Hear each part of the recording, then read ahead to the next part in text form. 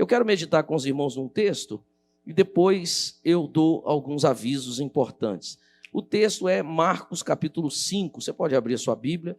A palavra de Deus diz assim, versículo 1, entre mentes, chegaram à outra margem do mar, a terra dos Gadarenos.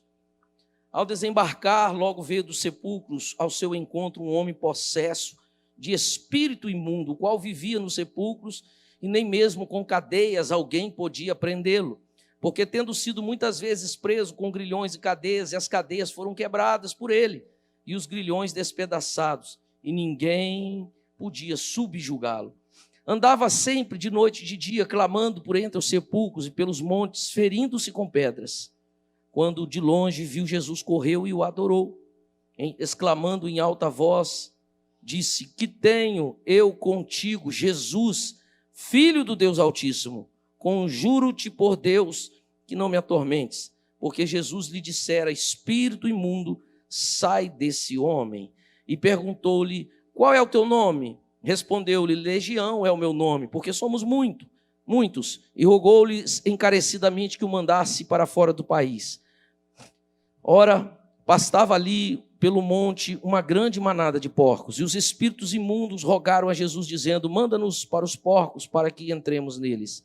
Jesus o permitiu. Então, saindo os espíritos imundos, entraram nos porcos, e a manada, que era cerca de 2.000, precipitou-se despenhadeira abaixo, para dentro do mar, onde se afogaram. Os porqueiros fugiram e o anunciaram na cidade e pelos campos. Diga aleluia. Até aqui a leitura da palavra de Deus.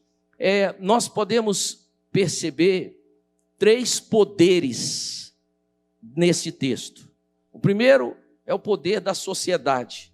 O segundo é o poder de Jesus. E o terceiro é o poder da legião de demônios. A sociedade, você pode ver nesse texto, que é um poder que simplesmente ela fez o que ela sempre faz. Ela descarta aquilo que não anda de acordo com a vontade dela. A sociedade é implacável, a sociedade é pesada. A sociedade, ela é exigente. Se você não anda de acordo com os parâmetros dessa sociedade que vivemos, ela te discrimina. Você não está na moda, você não está no peso certo, você não tem o perfil físico certo, você não usa as roupas certas, você não penteia o cabelo certo, você não está dentro dessa... E a sociedade, ela tem essa mania. E nós podemos ver na Bíblia que Jesus nunca, jamais quis fazer isso com o ser humano.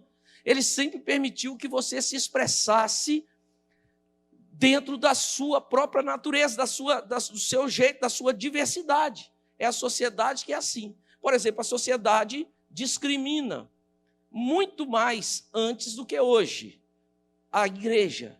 Hoje a sociedade persegue a igreja, porque os nossos valores, os valores da palavra de Deus, incomodam a sociedade. A sociedade prega, por exemplo, sexo livre. Então o pastor Carlinhos mandou um vídeo para nós que um pastor no Canadá, agora, estava sendo multado porque pregava o evangelho em praça pública. E os policiais chegaram e multaram ele. E ele continuou falando algumas coisas com os policiais falaram: agora não é mais uma multa, agora é 2 multas. E ele continuou falando, e os policiais falaram: e se você continuar, nós vamos te prender. E ele continuou, e de repente os policiais saíram e não prenderam, e não multaram. Mas antes dos policiais saírem, ele disse assim, então, eu pregar em praça pública é motivo de multa, mas ter um desfile aqui, uma passeata, com homens totalmente nus, mulheres completamente despidas, andando aqui no meio da rua, isso pode. Mas pregar o evangelho não pode. Veja como é cínica, falsa esta sociedade que vivemos, irmãos. Os valores que estamos fundados são desde a fundação do mundo, porque vieram direto do nosso Senhor Jesus Cristo. A Bíblia não é livro ditado por homem, ela é ditada por Deus, escrita por homens, mas a inspiração é toda divina.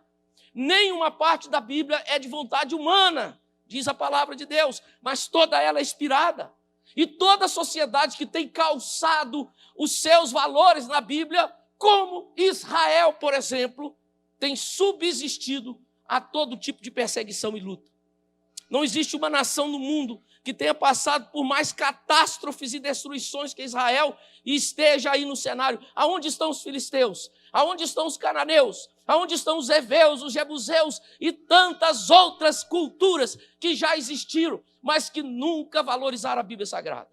Não existe mais. Mas toda nação que persevera na palavra, Deus a preserva de geração a geração. Se eu te dizer o que eu já disse aqui, daqui 2000 anos, a Google provavelmente não vai existir mais, mas a igreja vai existir. Daqui a 1000 anos, talvez a Coca-Cola não exista mais. Daqui a 1000 anos, se a igreja tiver, o mundo tiver aqui ainda dessa forma, muitas dessas empresas não existirão. Mas a igreja existirá. A igreja já foi perseguida, assassinada, maltratada.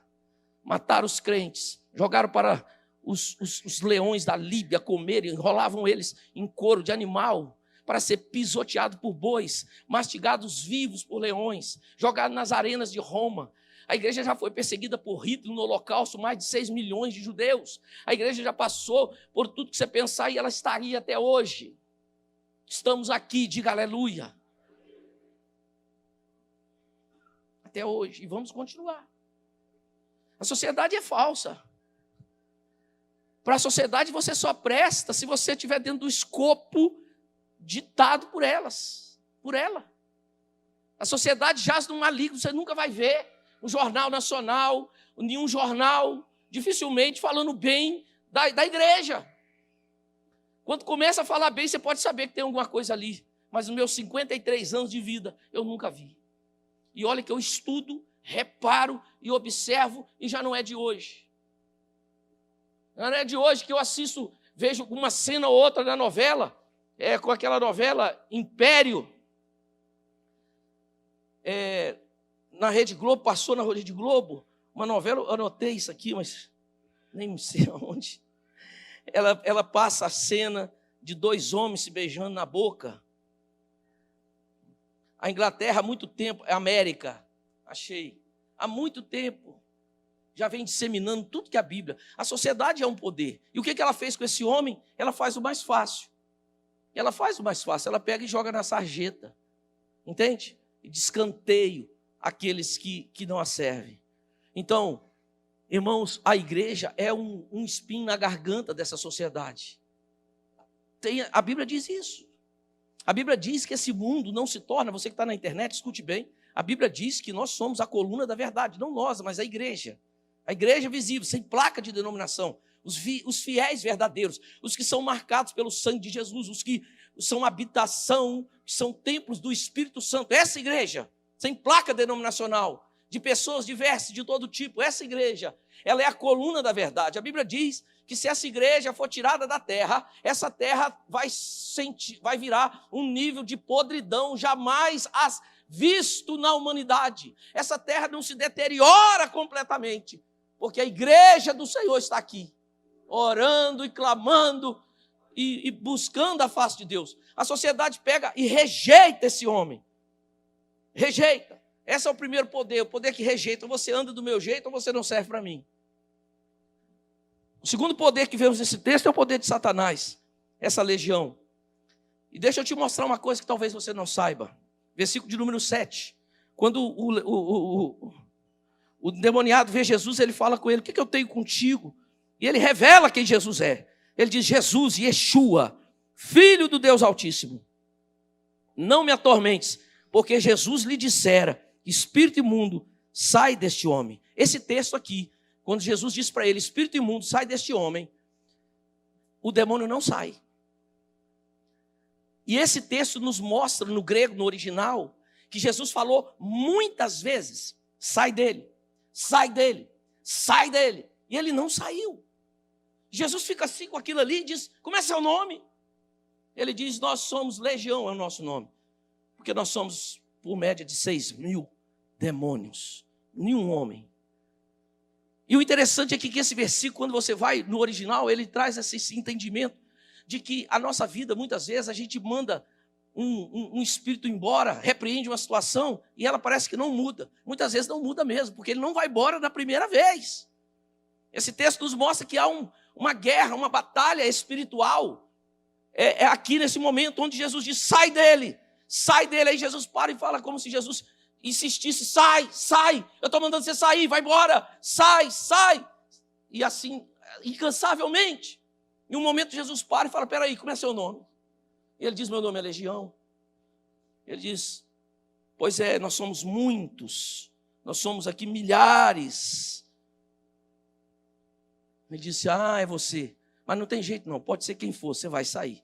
O texto mostra que sai, mas o texto mostra de uma batalha espiritual. Muitas vezes nós perdemos batalhas porque nós não estamos dispostos a guerrear. A gente quer simplesmente fazer uma oração e quer que tudo se resolva. Quer simplesmente fazer uma profecia e quer que tudo se resolva. Mas quando eu olho na Bíblia, eu vejo, por exemplo, Elias. Quando Elias orava no Monte Carmelo para que chovesse, ele ora quantas vezes? 7 vezes. 7 vezes. Ele não ora 1, nem 5, nem 6, mas 7. Só na 7ª vez é que Deus mandou chuva. Entende? Ele persevera, ele insiste ali. Quando você vê, por exemplo, Elias ou Eliseu orando para que haja a ressurreição, quantas vezes eles oram? 3 vezes. Ele não ora 1, nem 2. Eles oram, nada. Diz a Bíblia que ele anda no quarto, anda para lá, depois ele deita em cima do menino, e nada. Depois ele vai e deita de novo para aquecer o corpo do morto, e ora, e depois o morto ressuscita. Então, há aqui claramente um sinal de que as batalhas espirituais já foram vencidas em Cristo, mas que nós temos que guerrear para valer. É um poder que governa nesse mundo, é uma entidade espiritual. E ele tomava esse homem, destruiu a vida desse homem, destruiu a família desse homem. Esse homem não tinha mais esposa, esse homem não tinha mais relacionamento com os filhos. Esse homem era um terrorista, era um violento, era um suicida, era um criminoso. Esse homem batia nas pessoas, perseguia as pessoas, corria. Aonde esse homem morava, nem os mais valentes passavam lá. Aonde esse homem morava, nem os mais bravos iam lá, porque tinham medo. Ele perseguia as pessoas, e quando conseguiram prender ele, colocaram correntes mesmo. E ele quebrava aquelas correntes. Tamanha era a força dessa legião na vida desse homem. Esse homem perdeu tudo, esse homem andava pelado, não penteava cabelo, não cortava cabelo, não tomava banho, não se preocupava com roupa, dormia nos túmulos. Irmão, você acha que mudou? Talvez você nunca teve experiência com muitos desses artistas que estão na mídia aí, seja Hollywood, seja das redes de TV. Muitos deles, irmãos, professam uma fé que é cheio dessas coisas aqui, cheio de trabalhos e rituais satânicos, malignos. Não uma vez, nem 2, onde eu já tive o privilégio de trabalhar com pessoas que ficaram 7, 21 dias dentro de uma casinha de palha, tomando sangue de animal, se cortando a cabeça, cortando o corpo, fazendo pactos com entidades malignas. Não foi 1 nem 2 vezes que eu conversei com pessoas que já foram a cemitérios, desenterraram cadáveres e comeram vísceras podres, as tripas, o que tem aqui dentro, já dias morto, comendo. Não foi nem 1 dia nem 2 que a pessoa tinha uma bacia que ela urinava, defecava, e ali colocava a comida e ele tem que comer. Aí você fala, mas quem faz isso? São pessoas que você nem imagina, pessoas que você olha, estão assim, sabe, de ouro no pé da cabeça, no melhor carro. Mas as pessoas estão dispostas a fazer o que Satanás manda. Eles não medem esforço quando falam assim, eu quero que você faça um sacrifício para mim. Você vai comprar isso, e vai fazer isso. E eles fazem. Satanás é um poder que escraviza, humilha, destrói a pessoa. Ele é um guerreiro antigo, e ele pegou esse homem, destruiu a vida desse homem, e com esse homem afligia muita gente. Mas um dia, o terceiro poder desse texto é Jesus. Jesus foi aonde esse homem estava, e nessa tarde eu creio que Jesus está vindo aqui Porque há demandas aqui que só Jesus pode resolver. Há demandas na minha e na sua, na nossa vida, que só Ele, mas é difícil, não importa, Ele está vindo, Ele já chegou. Aqui nesse texto, Jesus atravessou um mar revolto. Um mar revolto, uma tempestade Jesus passou. E quando você olha direitinho essa tempestade, você vai perceber que essa tempestade também era de origem maligna.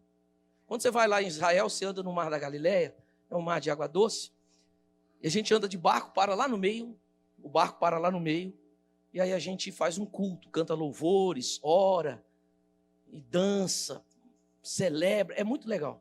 E quando você está lá no meio, sentado no barco, no microfone, a guia falando, depois os pastores, todo mundo, você vê as montanhas, e eu não sei precisar se é ao sul ou norte, mas de um lado assim tem as montanhas, onde tem neve, lá em Israel. Não fica neve o ano todo, não é glacial, mas uma certa época do ano tem neve. E daquelas montanhas desce um vento gelado, e quando chega ali é um dos lugares mais baixos da terra, do nível do mar. Por exemplo, o Mar Morto está quase 400 metros abaixo do nível do mar. É um dos lugares mais baixos da terra. E o Mar da Galileia está próximo ao Mar Morto, só que é um mar de água doce. O Mar Morto é um mar de água salgada. Está próximo. Então, o Mar da Galileia não está tão abaixo do nível do mar como o Mar Morto, mas está bem baixo. Então, os ventos gelados sopram de lá.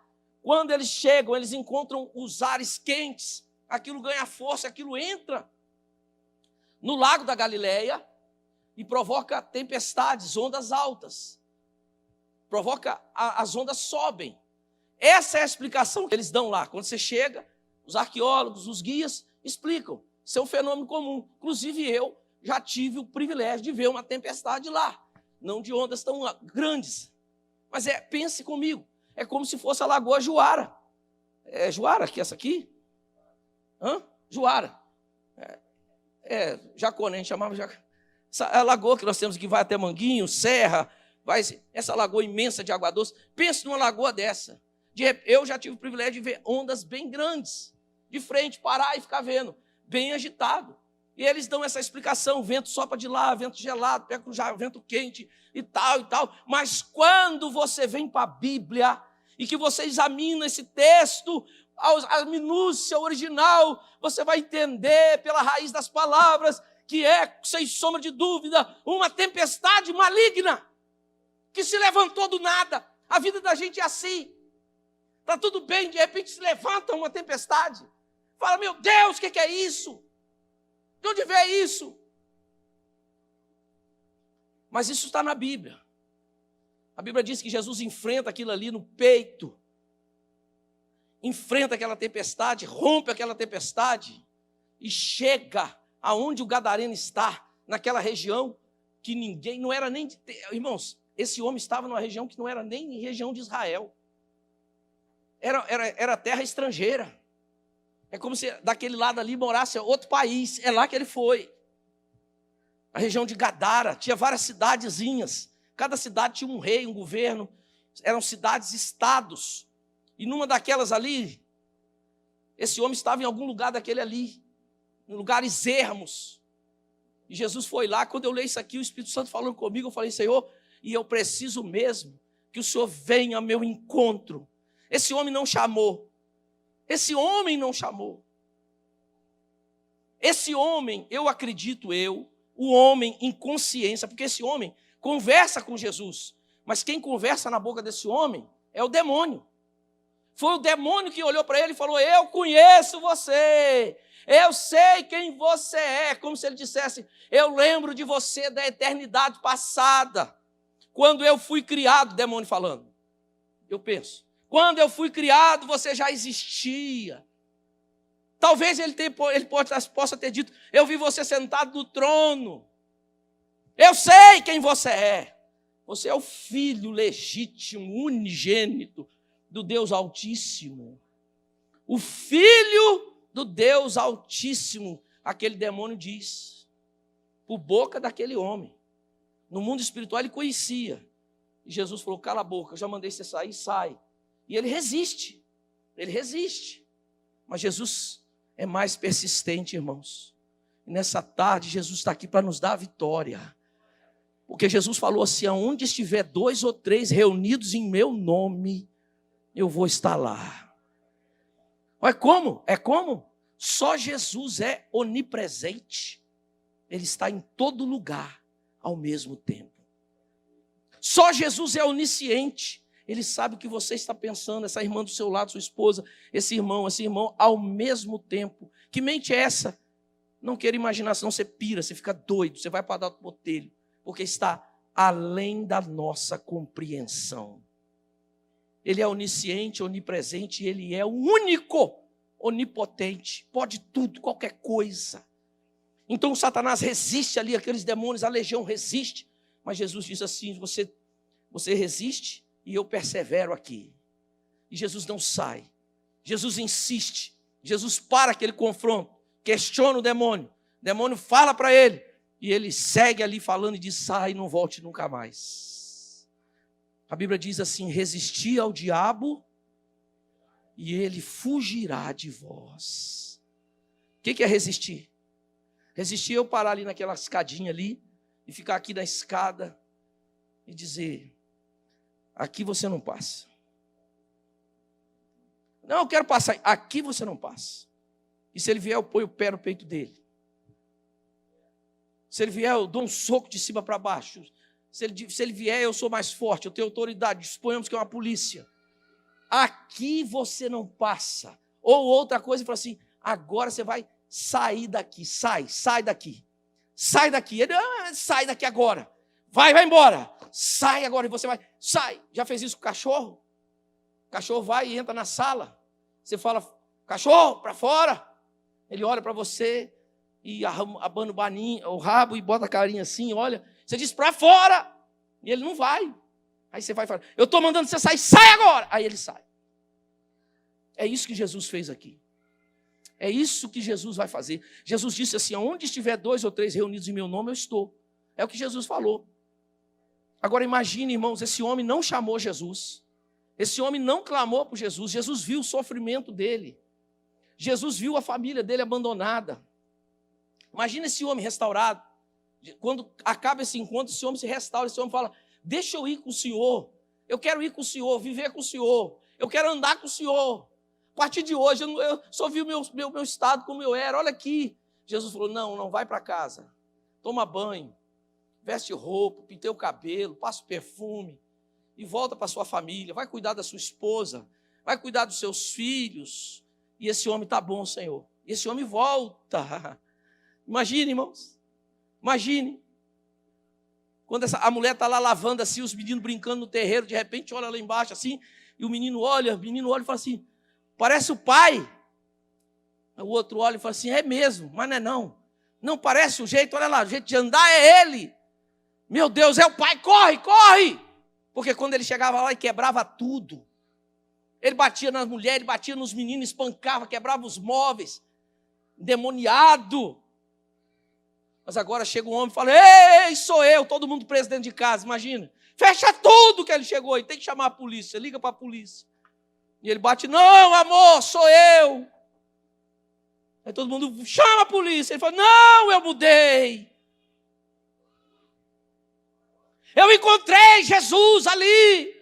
Eu preciso te dizer o que me aconteceu. Anos e anos esse homem estava nos sepulcros. Anos e anos esse homem correndo atrás das pessoas, espancando as pessoas. Era um terrorista no meio da sociedade. Mas a partir daquele dia, eles falaram, peraí, olha, a voz do pai está diferente. Quando a mulher olhou para aquele homem, irmãos, quando a pessoa encontra com Jesus de verdade, você olha na cara dela, você reconhece a graça de Deus. Sim ou não, irmãos? É, irmãos, é incrível. Agora o outro lado é verdadeiro também. O irmão está uma bênção aqui, você encontra ele lá fora. Você fala, meu Deus do céu, está atribulado. Sim ou não, irmãos? Sim. Os olhos, diz a Bíblia, são as janelas da alma. É verdade. Pelo que você fala, como você fala, você diz o que tem dentro do seu coração, quem é você. Entende, irmãos? Quando a voz dele está diferente, quando olhou para ele, falou, meu Deus do céu, isso aí é meu pai mesmo, melhor, eu nunca vi ele assim. E eu acho que esse homem conta. Quando o evangelho volta nessa região, depois, muito tempo depois, tinha muitos convertidos e muitos teólogos, inclusive eu, acreditam que foi fruto da pregação desse homem. Porque a vida desse homem foi uma pregação. Quando ele passava, todo mundo dizia, olha lá, não era ele, é ele, olha como é que ele está e tal, e tal. Entendeu? E muita gente se converte a Jesus. Quando chega lá o evangelho, já tinha muitos conversos. E foi ele, o missionário. Mas ele falou, deixa eu ir com o senhor. Jesus, quando chega para revolucionar a nossa vida. Jesus foi lá, enfrentou isso tudo aí. Esse homem era doente, esse homem tinha problema na mente, esse homem tinha problemas emocionais. E Jesus curou ele. Então, nessa tarde, eu encerro agora. A minha oração é que Jesus desça aqui nesse lugar, já está aqui. Mas que ele toque de fato na minha alma e na sua nessa tarde. Que ele toque no nosso corpo, que ele toque no nosso espírito, que ele toque em nós. E ele nos abençoe com uma libertação profunda também. Tem gente aqui que é violento, estourado, grosso, agressivo. E sabe aonde isso vai te levar? A lugar nenhum. A Bíblia diz que um abismo chama outro abismo. Um abismo chama outro abismo. Um abismo grita para o outro. Uma derrota grita para outra. A Bíblia diz assim que uma glória, uma vitória chama a outra. Aleluia. É verdade. E nessa tarde, Jesus está aqui para tocar em nós. Esse homem se tornou o primeiro missionário dos gentios, depois dessa libertação. Primeiro missionário, Jesus enfrentou a fúria, a agitação do mar, para libertar uma vida. A partir desse homem, a família dele foi transformada. A partir desse homem, a sociedade dele viu a Jesus. Jesus resgatou ele. Jesus deu dignidade para ele. Jesus pode, você não pode mudar seu passado, mas nós podemos escrever uma nova história para o futuro, a partir de hoje. Eu creio nesse Jesus, eu creio nessa Bíblia, eu creio nesse Evangelho, Evangelho que muda. Irmãos, Evangelho que não muda a vida da gente, não é Evangelho de Jesus, não. Isso é religião. Religião é boa, mas o inferno está lotada. Lotada de religião no inferno. Religião não muda a gente. Religião faz você ficar com cara de piedoso, assim, carinha assim de piedoso. Mas o coração da gente continua bravio como um mar. Agora o evangelho verdadeiro acalma nosso coração, muda nosso rosto, muda nosso jeito, transforma nós para valer mesmo. Evangelho que não te muda não é o evangelho. Mas mudar como, pastor? Em todos os sentidos. Em todos. Você era grosso, ignorante, estúpido. Quem aqui era nervoso? Nervoso, gostava de brigar. Eu vou levantar a mão. Porque eu era assim também, não parece, né? É porque você não me conheceu naquele tempo que eu não andava na cruz. Mas qualquer um de nós aqui, se descer da cruz, fica bravo. Quer dar tiro nos outros. Hã? Hoje é tiro, né? Hoje é tiro, nem que seja de chumbinho, né? Você era assim, nervoso? Aí, confessa aí, irmão. Quase todo mundo. Mas quando a gente encontra Jesus, Jesus muda a gente. Fala, que negócio é esse? Você está todo errado. Você quer lutar com as armas da carne? Você vai continuar quebrando a cara. Larga de ser besta. Aí fala, tá bom, já entendi. Deixa comigo. O que eu faço? Aguenta calado, engole. Mas ele quer que eu engula o jacaré, engole o crocodilo, rinoceronte, dinossauro. Engole! Deixa que eu vou garantir. Fica quieto. Tá bom, Jesus. Aí você faz, sabe o que acontece? Você vê que você se dá bem. Você começa a entregar tudo para o seu irmão mais velho. Ei, irmão mais velho, resolve para mim. Eu tenho um irmão mais velho. Quem tem, diga aleluia. O nome dele é Jesus. É verdade, o evangelho muda a gente. Sabe? Muda o casamento. Lugar mais difícil de ser crente é aonde? Em casa. Dentro de casa é o lugar mais difícil de ser crente. Lá você não engana. Aqui a gente se engana, né? Aqui a gente chega bonitinho e tal, é só coisa boa. Mas em casa, Jesus começa a mudar a gente, porque tem dia que a gente acorda de um jeito, outro dia a gente acorda do outro jeito, outro dia a gente acorda do outro jeito. Isso é parte da humanidade. Humanidade que cada um tem. Mas quando a gente encontra com Jesus, Ele diz assim: a sua humanidade não tem jeito de tirar, senão você morre. Mas eu vou te dar o meu espírito, Ele vai te moldar. Aleluia. Você vai andar no espírito. Aí a sua carne quer. Aí o espírito está lá, você fala: oh, aleluia.